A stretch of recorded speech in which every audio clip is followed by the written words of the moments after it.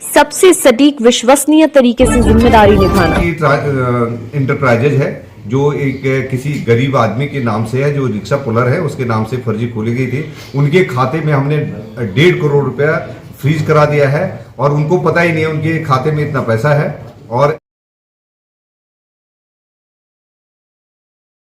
कानपुर के police commissioner रघुवीर लाल ने एक ऐसे गिरोह का पर्दाफाश किया है जो बहुत बड़ी स्तर पर लोगों के साथ फ्रॉड करता था और ऐसा फ्रॉड करता था, बोगस फर्में बनाता था, उसमें जो है लोगों के आधार और वो ले लेता था और उसके बाद जो है पूरी तरह करके बोगस फर्में बना के उनसे जो है जीएसटी से कांटेक्ट करके और लाखों और करोड़ों रुपए का चूना भी लगाता था। और इस तरह का जो है मामला पूरे कानपुर भर में चल रहा था। इसी तरह ये एक गिरोह पूरा था। इस गिरोह में 5 लोग हैं जो जिसमें से 2 पकड़ लिए गए हैं। और ये गिरोह इस तरह का था कि ये लोगों से लोन के नाम पर कहता था कि आपको लोन करा देंगे, आप हमें कागज दे दीजिए, आधार दे दीजिए, पैन दे दीजिए और हम आपको लोन करा देंगे।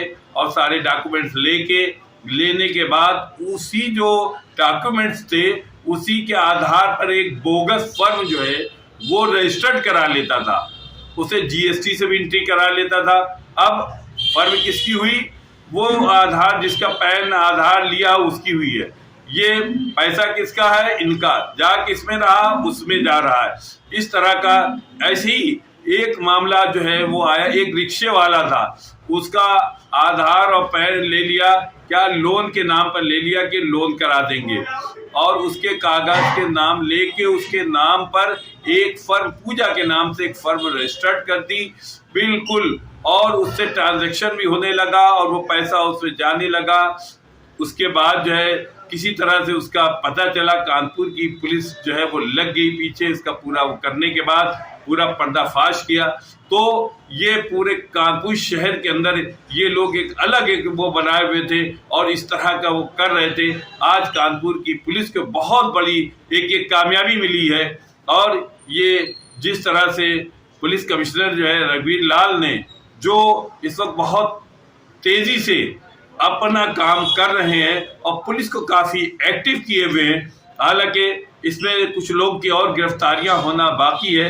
हम आपको दिखा रहे हैं कि पुलिस कमिश्नर क्या कह रहे हैं और वो टीम और वो जीएसटी के 3 नंबर भी देख लीजिए, फर्जी बनाए हुए हैं। वो रिक्शे वाला जिसके नाम पर 2.5 या 3 करोड़ रुपए दिखा, उसको पता ही नहीं कि मेरा बैंक में अकाउंट है कि नहीं है, मैं बैंक में कोई अकाउंटी हूँ कि नहीं हूँ, मैं खाता धारक हूँ कि नहीं हूँ, वो उसे ये भी नहीं पता और उसके नाम पे पूरा खेल हो गया।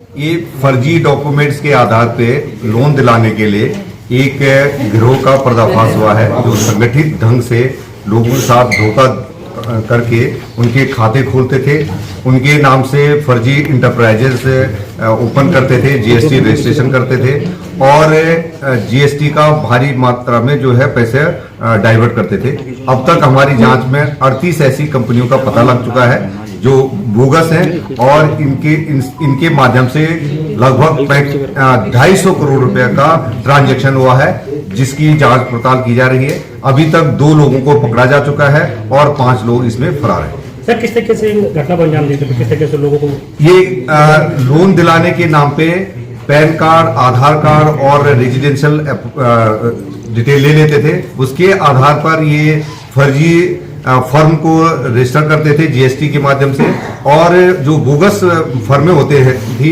उनमें जो एक्चुअल फर्म्स थे जो पैसा जीएसटी को बैक में उसके लिए ट्रांसफर कर देते थे और बाद में उस पैसे को कैश विड्रॉल करके जो फर्म ने जो पास ऑन करा हुआ जीएसटी होता था उसको कैश विड्रॉल करते थे। सर, किस तरीके से शिकायत पहुंची थी, किस तरीके से? और अभी तक जो है हमने एक पार्वती इंटरप्राइजेज है जो एक किसी गरीब आदमी के नाम से है, जो रिक्शा पुलर है, उसके नाम से फर्जी खोली गई थी। उनके खाते में हमने 1.5 करोड़ रुपया फ्रीज करा दिया है और उनको पता ही नहीं है उनके खाते में इतना पैसा है।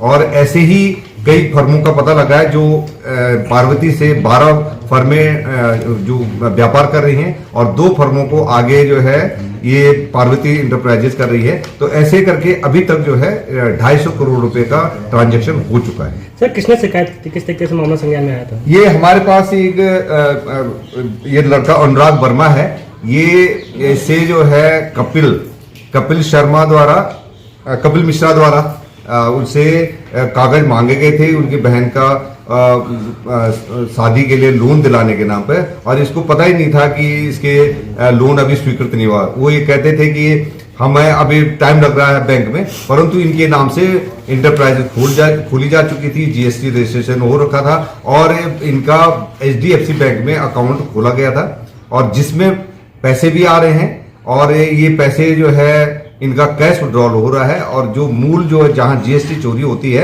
उनको पैसा मिल रहा था। ऐसे ही ये कई लोगों के साथ कर चुके हैं। हमने इनके ओटीपी पकड़ने, जैसे वो रजिस्ट्रेशन कराते वक्त जो मोबाइल देते थे वो करीब 30 मोबाइल रिकवर करे हैं।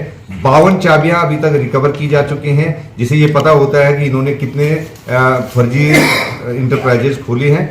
अब ये खुलासा हो चुका है तो जीएसटी डिपार्टमेंट और बैंक से हम लोग संपर्क करके आगे की जो उनके स्तर पर जो कार्रवाई की जानी चाहिए वो उनको डिटेल शेयर करेंगे। और क्योंकि इनमें धोखा दे करके और लोगों के जो पर्सनल आइडेंटिटी लेकर के उसका दुरुपयोग करा गया है, जो इनके डॉक्यूमेंट्स हैं उसका दुरुपयोग करा, तो उसके तहत इनके खिलाफ कार्रवाई की जाए। शिकायतकर्ता को कब पता चला कि उसके साथ धोखाधड़ी हो रही है? ये करीब 1-1.5 महीने तक उसको घुमाते रहे और ये कहते रहे कि लोन अभी सैंक्शन नहीं हुआ, और जब इसको ये लगा कि मेरे इसका कहीं दुरुपयोग ना हो तो ये पुलिस के पास है और पुलिस ने अपनी जानकारी, जब हमें शुरुआती दौर में लगा कि कहीं ये म्यूल अकाउंट तो नहीं है जिसकी वजह से ये साइबर ठगी हो रही है, लेकिन बाद में जो है इसकी इंक्वायरी करने के बाद पता लगा कि ये जो है जीएसटी चोरी का एक बहुत बड़ा रैकेट काम कर रहा है।